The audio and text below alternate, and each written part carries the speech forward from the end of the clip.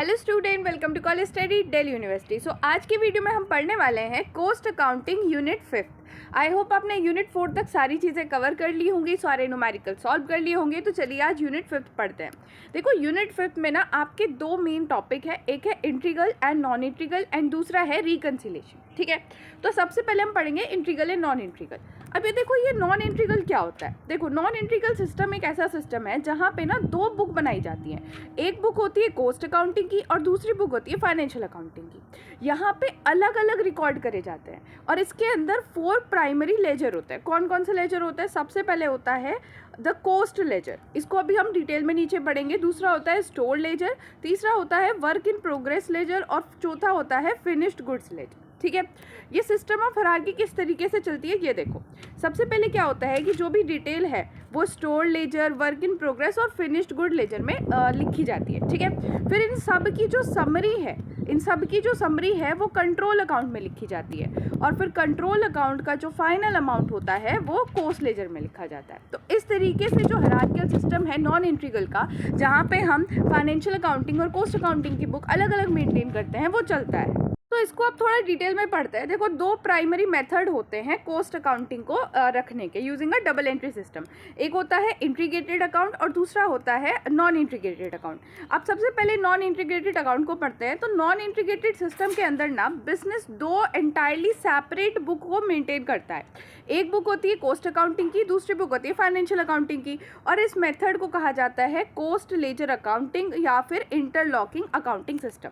अब इसके अंदर कौन कौन से अकाउंट जो है वो मेंटेन करे जाते हैं। देखो फाइनेंशियल बुक के अंदर क्या होता है कि रियल, नॉमिनल और पर्सनल, 3 तरह के अकाउंट मेंटेन करे जाते हैं। बट कॉस्ट अकाउंटिंग के अंदर जो है वो पर्सनल अकाउंट का कुछ लेना देना नहीं होता, तो इसीलिए पर्सनल अकाउंट यहाँ पे मेंटेन ही नहीं करा जाता। रियल अकाउंट में भी सिर्फ एक ही अकाउंट मेंटेन करा जाता है और वो होता है स्टॉक का। बाकी जो पूरा फोकस होता है वो होता है नॉमिनल अकाउंट पे। जितनी भी इनकम और एक्सपेंडिचर है उन्हीं को एनालाइज किया जाता है ना, बिकॉज कॉस्ट अकाउंटिंग का मतलब क्या है कि कॉस्ट जो है उसको एनालाइज करना। तो यहाँ पे ना तो रियल पे कोई फोकस होता है ना पर्सनल पे कोई फोकस होता है, फोकस होता है नॉमिनल अकाउंट्स पे, बिकॉज नॉमिनल अकाउंट्स के अंदर ही इनकम और एक्सपेंडिचर को रिकॉर्ड करा जाता है। अब आ जाते हैं इंपॉर्टेंट लेजर कौन कौन से हैं। तो कोस्टिंग डिपार्टमेंट के अंदर कई सारे लेजर होते हैं जो ट्रैक करते हैं कॉस्ट को और कंट्रोल भी करते हैं कॉस्ट को। सबसे पहले आता है कॉस्ट लेजर। देखो ये प्रिंसिपल लेजर होता है कॉस्ट बुक का, ये सारी सब्सिडरी लेजर को कंट्रोल करता है। इसके अंदर जितने भी इम्पर्सनल अकाउंट होते हैं ना वो लिखे जाते हैं and it is very similar to the general ledger जो कि हम फाइनेंशियल अकाउंटिंग में यूज़ करते हैं। ठीक है, दूसरा आता है स्टोर लेजर। स्टोर लेजर के अंदर क्या होता है कि जितने भी आइटम हैं उन सबको सेपरेटली लिखा जाता है, जैसे raw material, component, consumer store, सब कुछ लिखा जाता है। इसका पर्पस होता है कि सिस्टमैटिकली जितनी भी रिसिप्ट, इशू या बैलेंस है स्टोर में से, मान लो कोई भी एक ये स्टोर है, इसके अंदर ना बहुत सारा सामान रखा है। सामान क्या है? इन्वेंट्री। सामान क्या है? इन्वेंट्री। तो कितनी बारी इन्वेंट्री इशू करी गई, कहाँ से इन्वेंट्री परचेस करी गई, ठीक है, वो सारी की सारी चीज़ें इसमें रिकॉर्ड करी जाती है।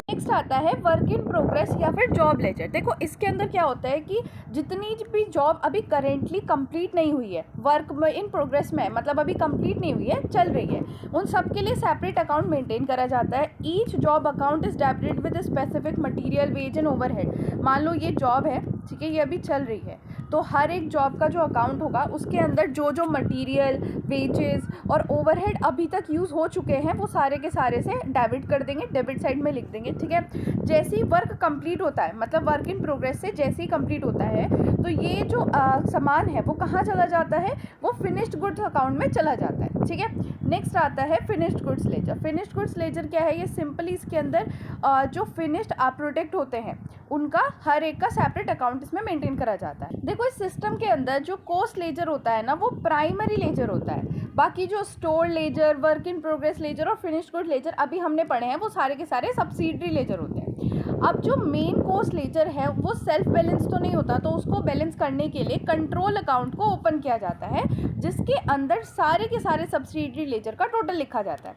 तो अब कंट्रोल अकाउंट को थोड़ा डिटेल में पढ़ते हैं। तो देखो कंट्रोल अकाउंट क्या है कि ये बहुत ही ज़रूरी अकाउंट है, इसको कहते हैं टोटल अकाउंट, क्योंकि ये ना जो प्रिंसिपल कॉस्ट लेजर है ना उसको डबल एंट्री मतलब सेल्फ बैलेंसिंग करने में मदद करता है।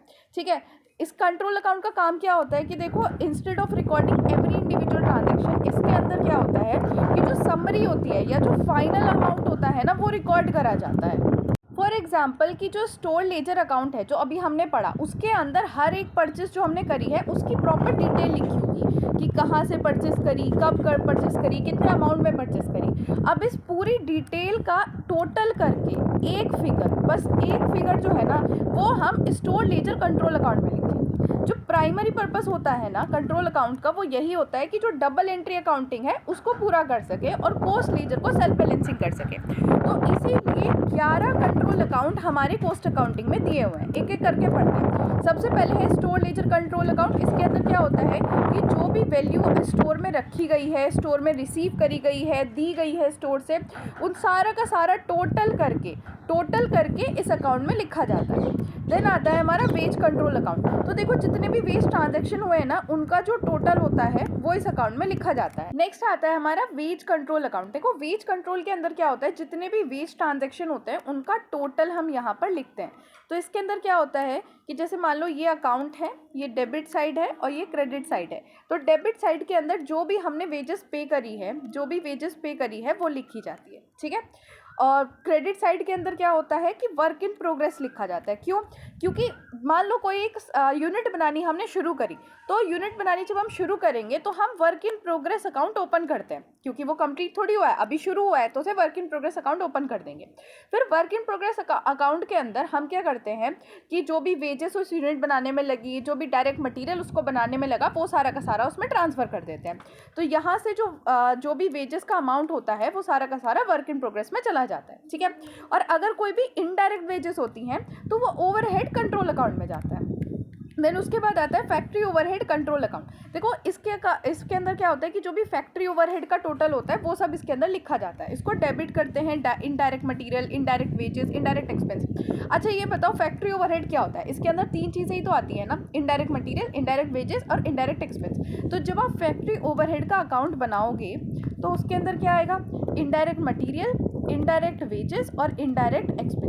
अब कुछ बच्चों को ये लग रहा होगा कि मैम ये अकाउंट बता रही हैं तो इसका मतलब अकाउंट बनाने हमें। नहीं, आपको अकाउंट नहीं बनाने हैं, लेकिन आपको जनरल एंट्रीज़ करनी है। जनरल एंट्रीज़ के क्वेश्चन आएंगे, बट जब तक आपको अकाउंट नहीं आएंगे आप जनरल एंट्रीज़ कैसे कर सकते हो, है ना। आपको अकाउंट को भी तो थोड़ा समझना पड़ेगा, तो इसीलिए मैं अकाउंट आपको समझा रही हूँ। तो यहाँ पे डेबिट साइड में सारे इनडायरेक्ट चीज़ें आ जाती हैं। क्रेडिट साइड में क्या होता है कि क्रेडिट साइड में ओवरहेड एब्जॉर्ब, मतलब वर्क इन प्रोग्रेस वाली चीज़ हम यहाँ पे लिख देते हैं। और अगर कोई बैलेंस होता है जैसे अंडर या ओवर एब्जॉर्प्शन ओवरहेड का, तो वो सब हम यहाँ पे लिख देते हैं। देन आता है वर्क इन प्रोग्रेस अकाउंट। देखो वर्क इन प्रोग्रेस अकाउंट के अंदर क्या होता है कि जब भी कोई ये काम शुरू होता है तो हम work in progress account open करते हैं, ठीक है। इसको डेबिट किया जाता है ओपनिंग वर्क इन प्रोग्रेस से। उसके बाद इसमें मटीरियल, लेबर, फैक्ट्री ओवरहेड लिखा जाता है। मतलब यहाँ पे पहले आएगा ओपनिंग वर्क इन प्रोग्रेस, उसके बाद फिर मटीरियल, लेबर और फिर उसके बाद फैक्ट्री ओवरहेड यहाँ पे आ जाएगा। इसका जो टोटल आता है ना वो क्या होता है कि एक बार सामान बन गया, मान लो एक बार सामान बन गया तो वो क्या बन गया? फिनिश्ड गुड हो गया, है ना। वर्क इन प्रोग्रेस से सामान बन गया, वो हो गया फिनिश्ड गुड। इस चीज़ को इस तरीके से याद रखो। तो वो जो फिनिश्ड गुड्स है वो कहाँ जाएगा? फिनिश्ड गुड्स अकाउंट में, है ना। Finished goods cost control account में। तो यहाँ पे जो क्रेडिट साइड में लिखा जाता है ना वो लिखा जाता है फिनिश्ड गुड्स अकाउंट, ठीक है। ये लिखा जाता है फिनिश्ड गुड्स से इसको फिर किया जाता है, ठीक है। और ये जो फिनिश्ड गुड्स होता है फिर वो फिनिश्ड गुड्स अकाउंट में चला जाता है। नेक्स्ट हमारा वही है finished goods laser control account. ये स्टार्ट होता है opening balance of finished goods. Finished goods का जो भी ओपनिंग बैलेंस था उससे ये स्टार्ट होगा, यहाँ पे ओपनिंग बैलेंस आ जाएगा। फिर वर्क इन प्रोग्रेस से जो भी अमाउंट आया होगा वो यहाँ लिखा जाएगा।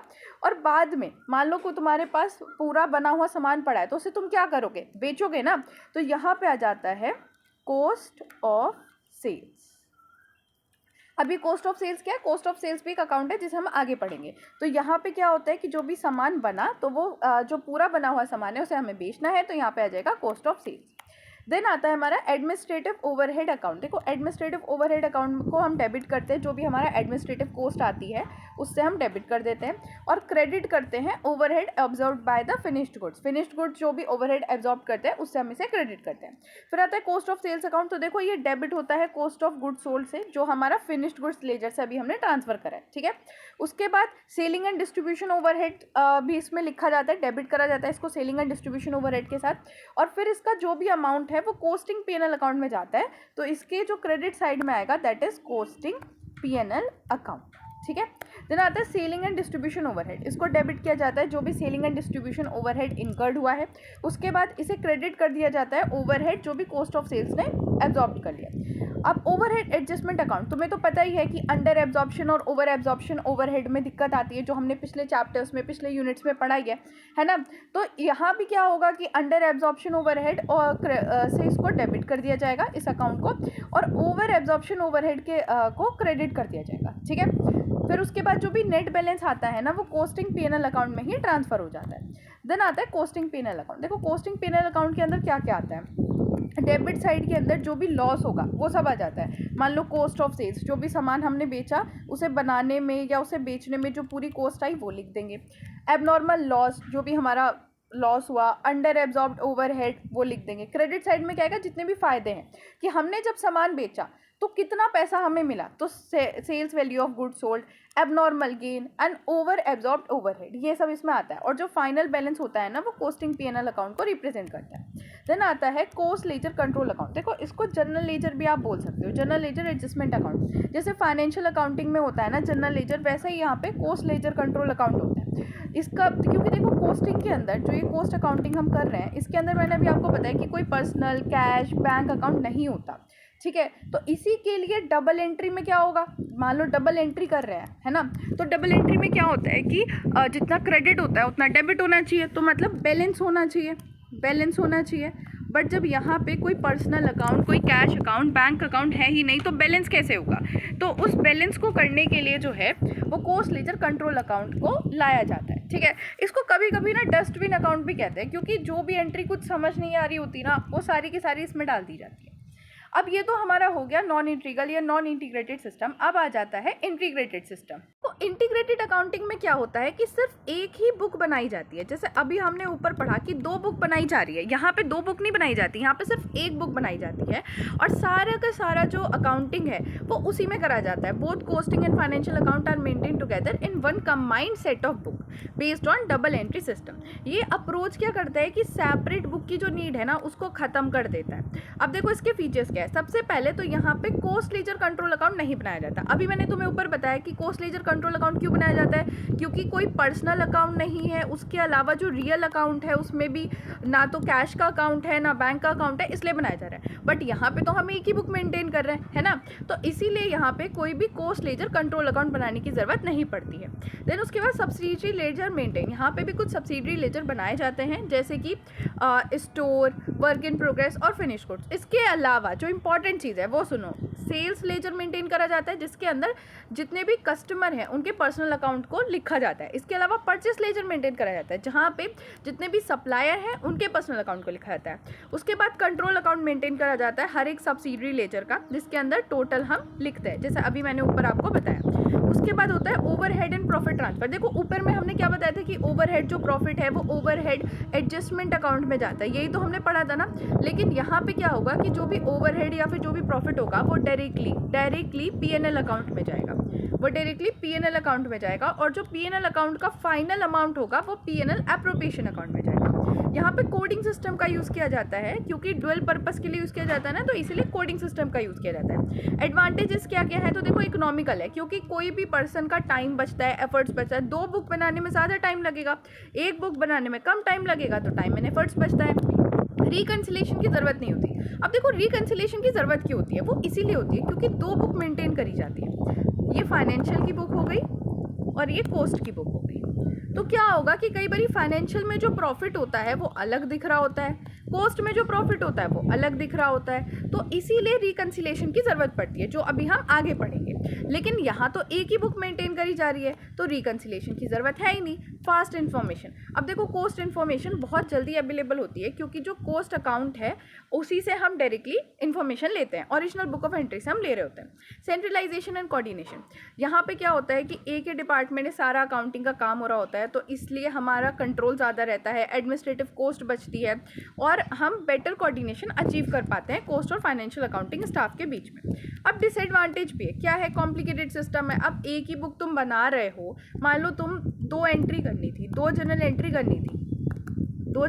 करनी थी, बट तुमने क्या किया कि चलो एक कंबाइंड एंट्री कर देता हूँ, तो उसमें थोड़ा कॉम्प्लिकेशन तो आएगा ना, तुम्हें सोचना तो पड़ेगा, है ना। तो कॉम्प्लिकेशन हो जाता है, क्योंकि एक बुक की जगह, 2 बुक की जगह तुम सिर्फ एक ही बुक बना रहे हो। और जो लार्ज कंसर्न होते हैं ना, उनके लिए सूटेबल होता भी नहीं। अगर कोई बहुत बड़ी ऑर्गेनाइजेशन है तो उसके लिए सूटेबल नहीं होता। अब आ जाते हैं लिस्ट ऑफ जर्नल एंट्री। देखो यहाँ से तुम्हें बहुत ही ध्यान से पढ़ना है, क्योंकि जर्नल एंट्री जब तक ढंग से समझोगे नहीं, दिमाग में नहीं बैठेंगी, और ये तुम याद करके तो जा नहीं सकते। तुम सिर्फ इसे समझ के ही जा सकते हो, समझ के ही लिख कर आ सकते हो, ठीक है। तो देखो तुम्हारे जो एग्ज़ाम है वहाँ पे जर्नल एंट्री करने को ही आएगा, अकाउंट्स बनाने को नहीं आएगा। तुम्हारी गाइडलाइंस में साफ साफ लिखा है कि जर्नल एंट्री के ही न्यूमेरिकल आएंगे, ठीक है।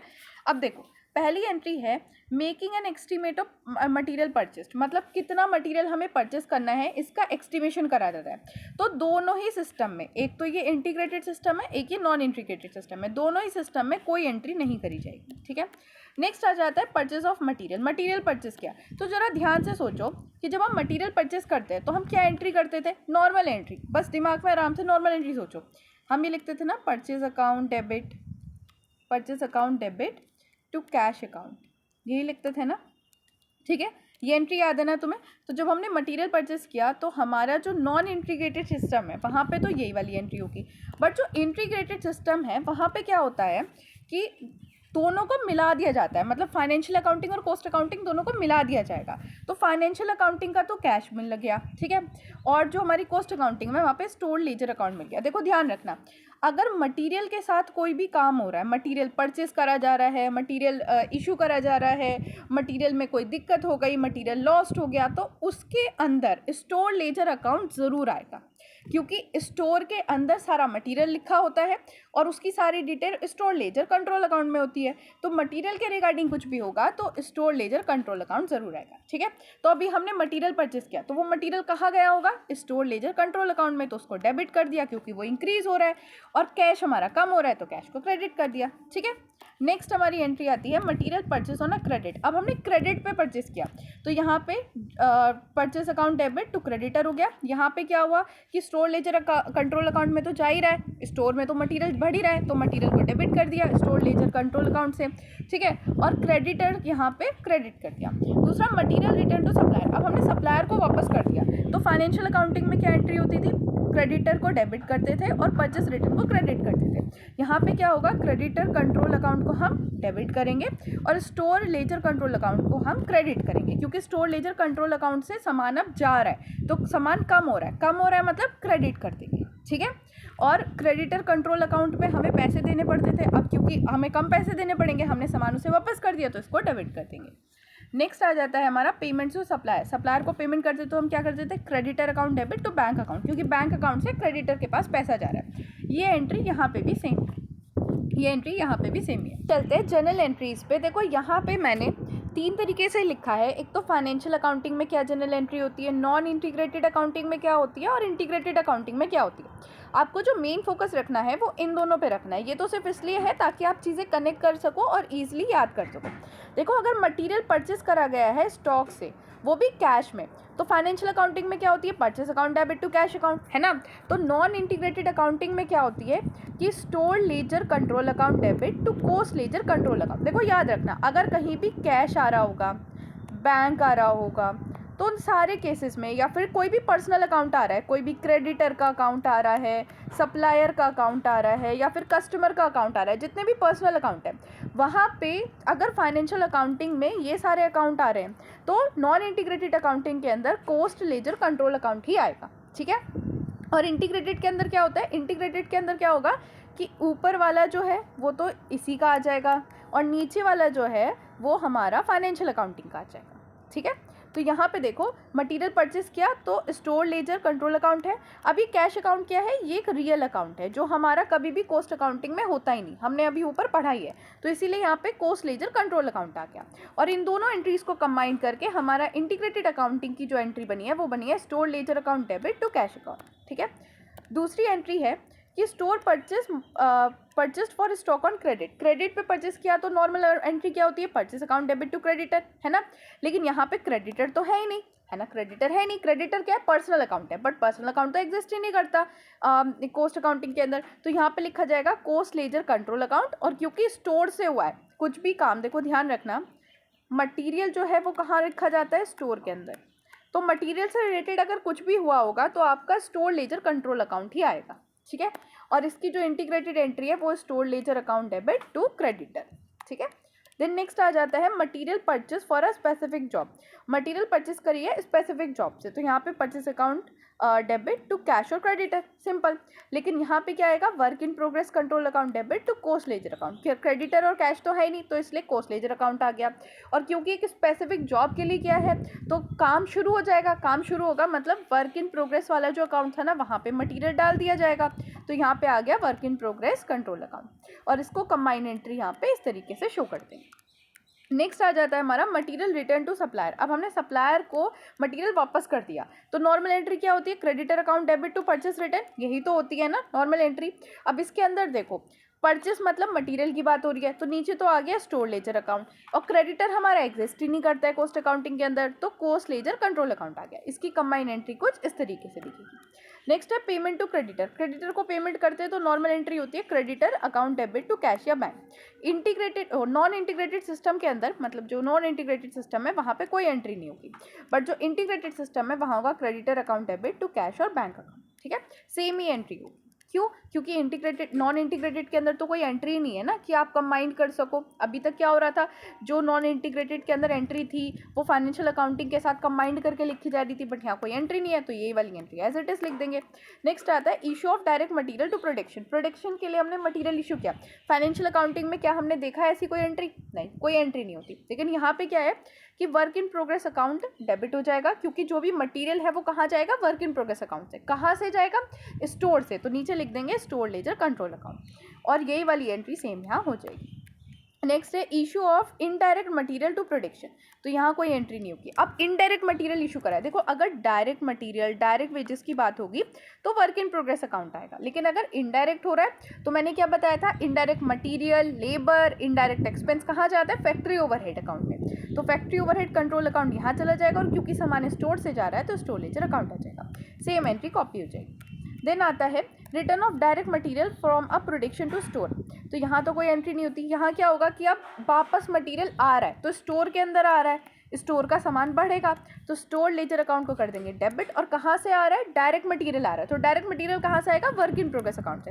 अगर इनडायरेक्ट मटेरियल आ रहा होता तो फैक्ट्री ओवरहेड अकाउंट से आता, डायरेक्ट मटेरियल आ रहा है तो work in progress control account से आएगा, और सेम एंट्री हम यहाँ पे कॉपी कर देंगे। नेक्स्ट आता है return of indirect material. Indirect material आ रहा है तो मैं वही बता रही थी कि यहाँ पे फैक्ट्री ओवरहेड आ जाएगा बस, ठीक है। देन आता है transfer of material from one job to another, एक जॉब से दूसरी जॉब पे जा रहा है। देखो कंट्रोल अकाउंट में तो कोई एंट्री नहीं होगी, लेकिन work in progress ledger entry में क्या हो जाएगा, ट्रांसफर जॉब, ट्रांसफर मतलब जहाँ पे जा रहा है, जिस जॉब पे जा रहा है उसको डेबिट कर देंगे, और जहाँ से जा रहा है उसको क्रेडिट कर देंगे। नेक्स्ट एंट्री आती है हमारी abnormal loss for loss of material on stock taking, तो यहाँ तो कोई एंट्री नहीं होगी। यहाँ क्या हो जाएगा, मैंने आपको क्या बताया था, एबनॉर्मल लॉस, एबनॉर्मल गेन कहाँ जाते हैं, कोस्टिंग पीएनएल के अंदर जाते हैं ना, अभी जब कोस्टिंग पीएनएल बताया था, है ना, तो एबनॉर्मल लॉस जा रहा है तो कोस्टिंग पीएनएल अकाउंट हमारा डेबिट हो जाएगा, क्योंकि डेबिट साइड में जा रहा होगा, ठीक है। और स्टोर लेजर कंट्रोल अकाउंट हमारा क्रेडिट हो जाएगा, क्योंकि मटेरियल की बात हो रही है ना। और यहाँ पे क्या हो जाएगा, यहाँ पे पीएनएल अकाउंट जाएगा, क्योंकि यहाँ पे कोस्टिंग पीएनएल एग्जिस्ट ही नहीं करता, और स्टोर लेजर कंट्रोल अकाउंट चला। इसके बाद हमारी नेक्स्ट एंट्री आती है normal loss of material on a physical stock taking. तो देखो ये नॉर्मल लॉस है, तो इसीलिए ये हमारा फैक्ट्री ओवरहेड से चार्ज हो जाता है, और स्टोर लेजर अकाउंट कंट्रोल हमारा कम होगा, क्योंकि हमारा मटेरियल जो है वो कम हुआ है ना। तो यहाँ पे ये एंट्री हो जाएगी, और सेम ही यहाँ हो जाएगी, क्योंकि फाइनेंशियल अकाउंटिंग में इसकी कोई एंट्री नहीं होती।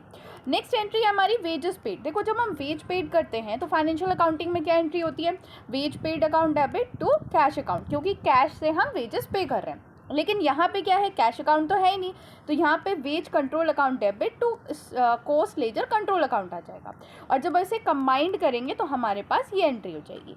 अब एलोकेटिंग टू डायरेक्ट वेज, जब डायरेक्ट वेजेस हम एलोकेट करते हैं, इसका मतलब क्या है कि डायरेक्ट वेजेस कहाँ जा रही होंगी, वर्क इन प्रोग्रेस अकाउंट पे। इनडायरेक्ट वेजेस होंगी तो वो कहाँ जाएंगी, फैक्ट्री ओवरहेड अकाउंट में, है ना। तो देखो जब हमने डायरेक्ट वेज एलोकेट करी है तो फाइनेंशियल अकाउंटिंग में कोई एंट्री नहीं होगी, यहाँ पे होगा work in progress control account to wage control account, और ये सेम एंट्री हमारी यहाँ पे हो जाएगी। नेक्स्ट एंट्री है हमारी allocating to indirect wages as factory administration and selling and distribution overhead. तो देखो अब क्या कर रहे हैं हम, एलोकेट कर रहे हैं इनडायरेक्ट वेजेस को, ठीक है। तो यहाँ पे हमारा फैक्ट्री ओवरहेड कंट्रोल अकाउंट आएगा क्योंकि इनडायरेक्ट वेजेस है, ठीक है। उसके अलावा हम एडमिनिस्ट्रेटिव ओवरहेड को भी कर रहे हैं और डिस्ट्रीब्यूशन ओवरहेड को भी कर रहे हैं। तो ये हमारा एडमिनिस्ट्रेशन ओवरहेड कंट्रोल अकाउंट में चला जाएगा, selling and distribution control account में चला जाएगा, और ये कहाँ से जा रहा है, वेज कंट्रोल अकाउंट से। तो क्रेडिट हमारा वेज कंट्रोल अकाउंट हो जाएगा, ठीक है। सेम एंट्री यहाँ पे रिपीट हो जाएगी।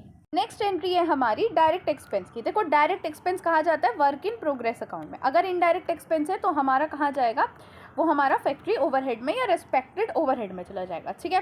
तो यहाँ पे हमारा क्या है, डायरेक्ट एक्सपेंस है। तो वैसे एंट्री क्या होती है, expense account debit to cash account, है ना। लेकिन यहाँ पे एंट्री क्या होती है, work in progress control account, क्योंकि direct expense work in progress control account में चला जा रहा है, ठीक है। अब कैश तो है नहीं, है ना, लेकिन हम एक्सपेंस है तो उसको पे कर रहे होंगे कैश से या क्रेडिटर से, तो यहाँ पे कोस्ट लेजर कंट्रोल अकाउंट आ जाएगा। इस दोनों एंट्री को कंबाइंड करके हमारी एंट्री ये बन जाएगी। नेक्स्ट है हमारी इनडायरेक्ट एक्सपेंस अकाउंट। तो यहाँ पे तो expense account to cash creditor ही होती है फाइनेंशियल अकाउंटिंग के अंदर। यहाँ पे क्या है, रेस्पेक्टेड ओवरहेड कंट्रोल अकाउंट। अब जिस तरीके की भी एक्सपेंस है, इनडायरेक्ट है, किसी किसी तरीके की होगी, तो उसी ओवरहेड कंट्रोल अकाउंट में चला जाएगा। अब कैश तो है नहीं ना क्रेडिटर है, तो नीचे आ जाएगा कोस्ट लेजर कंट्रोल अकाउंट, ठीक है।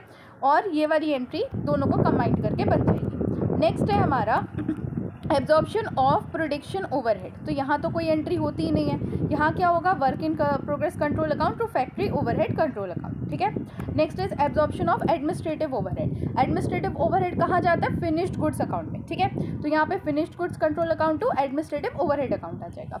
सेलिंग एंड डिस्ट्रीब्यूशन कहाँ जाता है हमारा, कॉस्ट ऑफ सेल्स में। जब अभी हमने 11 लेजर्स पढ़े थे, वहाँ पे हमने ये चीज़ पढ़ी थी कि हमारा जो एडमिनिस्ट्रेटिव ओवरहेड है वो फिनिश्ड गुड्स अकाउंट में जाता है, जो सेलिंग एंड डिस्ट्रीब्यूशन है वो हमारा कॉस्ट ऑफ सेल्स में जाता है। देखो सेलिंग एंड डिस्ट्रीब्यूशन का मतलब क्या है कि हम सेल कर रहे हैं तभी हमारी कोई कॉस्ट आ रही है, तो ये कॉस्ट ऑफ सेल्स में ही तो जाएगा, सिंपल है ना। देन हमारा है ओवर एब्जॉर्प्शन ओवरहेड। तो यहाँ ये रिस्पेक्टिव ओवरहेड कंट्रोल अकाउंट में चला जाएगा। और हमने क्या पढ़ा था कि जो भी ओवर एब्जॉर्प्शन या अंडर एब्जॉर्प्शन होता है वो हमारा ओवरहेड एडजस्टिंग अकाउंट में या फिर कोस्टिंग पीएनएल अकाउंट में जाता है। यही सेम एंट्रियाँ हो जाएगी क्योंकि यहाँ कोई एंट्री नहीं है। नेक्स्ट एंट्री आती है हमारी अंडर एब्जॉर्प्शन ओवरहेड। तो इसके लिए क्या होगा, ओवरहेड एडजस्टमेंट और costing PNL account debit to respected overhead account. अभी पीछे क्या था, ओवर एब्जॉर्प्शन था, तो ये एंट्री उल्टी हो रखी थी, बट यहाँ पे क्या है कि ये सीधी हो गई है, मतलब चेंज हो गई है, इंटरचेंज हो गई है, क्योंकि अंडर एब्जॉर्प्शन ओवरहेड है, वहाँ पे ओवर एब्जॉर्प्शन था, ठीक है। नेक्स्ट आता है finished goods produce. Goods produce हो गए तो मतलब वर्क इन प्रोग्रेस में प्रोड्यूस हुए होंगे, है ना। पहले वर्क इन प्रोग्रेस में हुए होंगे, उसके बाद वो प्रोड्यूस हो गए हैं, तो वर्क इन प्रोग्रेस अकाउंट से फिनिश्ड गुड्स अकाउंट में चले जाएंगे, है ना। तो work in finished goods account debit to work in progress control account. So हमारी नेक्स्ट एंट्री है recording a cost of goods sold. तो देखो इसके लिए हमें 2 एंट्री करनी होगी। पहले तो जो फिनिश्ड गुड्स अकाउंट था ना, वहाँ से क्या चला जाएगा, कॉस्ट ऑफ सेल्स में चला जाएगा, ठीक है। पहले हमारे पास वो सारे गुड्स फिनिश्ड बने हुए रखे थे, फिर हमने उन्हें क्या कर दिया, कॉस्ट ऑफ सेल्स के लिए भेज दिया। उसके बाद जब से कॉस्ट ऑफ सेल्स से भी वो कहाँ चला जाएगा, कोस्टिंग पीएनएल अकाउंट। तो यहाँ पे पहले cost of sales account debit to finished goods account control account credit होगा, फिर ये कॉस्ट ऑफ सेल्स से भी कहाँ जाएगा, कोस्टिंग पीएनएल अकाउंट में, और ये सेम ही एंट्री होगी क्योंकि फाइनेंशियल अकाउंटिंग में इसकी कोई एंट्री नहीं होती। नेक्स्ट आ जाता है रिकॉर्डिंग अ सेल्स डेटर। तो देखो अगर हम सेल्स कर रहे हैं बाय द डेटर, तो यहाँ पे एंट्री होगी, यहाँ एंट्री होगी cash account debit to sales, ठीक है। ये एंट्री होगी हमारी फाइनेंशियल अकाउंटिंग के अंदर। ये जो हमारा नॉन इंटीग्रेटेड सिस्टम है, यहाँ पे एंट्री क्या होगी, तो यहाँ पे एंट्री होगी cost ledger control account debit, cost ledger control account debit to costing PNL account, to costing PNL account. ये जो यहाँ पे एंट्री दे रखी है गलत दे रखी है, अब जो मैं बता रही हूँ ना वो देखो, ठीक है। उसके बाद जो हमारी लास्ट इंटीग्रेटेड अकाउंटिंग होगी उसमें क्या होगा, कैश और debtor account debit to PNL account, जो पीएनएल अकाउंट, ठीक है। नेक्स्ट आ जाता है abnormal wastage of the production. अगर एबनॉर्मल वेस्टेज है तो यहाँ तो कोई एंट्री नहीं होगी, लेकिन यहाँ क्या होगा, कोस्टिंग पीएनएल अकाउंट में चला जाएगा और work in progress control account हमारा डेबिट हो जाएगा। इसी के साथ आपकी सारी जो अकाउंटिंग है जनरल एंट्री वो मैंने आपको समझा दी है। उसके बाद आता है difference between integral and non integral accounting system. तो देखो पहले तो इसका मीनिंग ये है कि यहाँ पे सिंगल सेट होता है, यहाँ पे सेपरेट सेट ऑफ बुक होता है, ठीक है। यहाँ पे सिर्फ एक लेजर सिस्टम होता है, यहाँ पे दो लेजर सिस्टम होते हैं। यहाँ पे कोस्ट लेजर कंट्रोल अकाउंट की ज़रूरत नहीं पड़ती, यहाँ पे कोस्ट लेजर कंट्रोल अकाउंट की ज़रूरत पड़ती है। नेक्स्ट क्या लिखा है कि यहाँ पे कोई डुप्लीकेशन नहीं होता, बट यहाँ पे एंट्रीज़ का डुप्लीकेशन होता है। देन यहाँ रिकन्सिलेशन की भी ज़रूरत नहीं पड़ती, यहाँ रिकन्सिलेशन की ज़रूरत पड़ती है। इसके अलावा भी कुछ डिफरेंस मैंने यहाँ पे दिए हैं और बहुत ही सिंपल है, आप इन्हें पढ़ के समझ सकते हो, ठीक है। सो गाइज इस पार्ट में इतना ही रखते हैं। Thanks for watching. वीडियो को लाइक करो, चैनल को सब्सक्राइब भी करो और वीडियो को हाइप भी करो। और जो आपका नेक्स्ट पार्ट होगा उसके अंदर मैं इन जनरल एंट्री का एक क्वेश्चन आपको कराऊंगी, दोनों इंटीग्रेटेड सिस्टम से भी और नॉन इंटीग्रेटेड सिस्टम से भी। और इसके अलावा जो रिकन्सिलेशन है वो पढ़ा के उसके भी न्यूमेरिकल मैं आपको कराऊंगी। So thank you.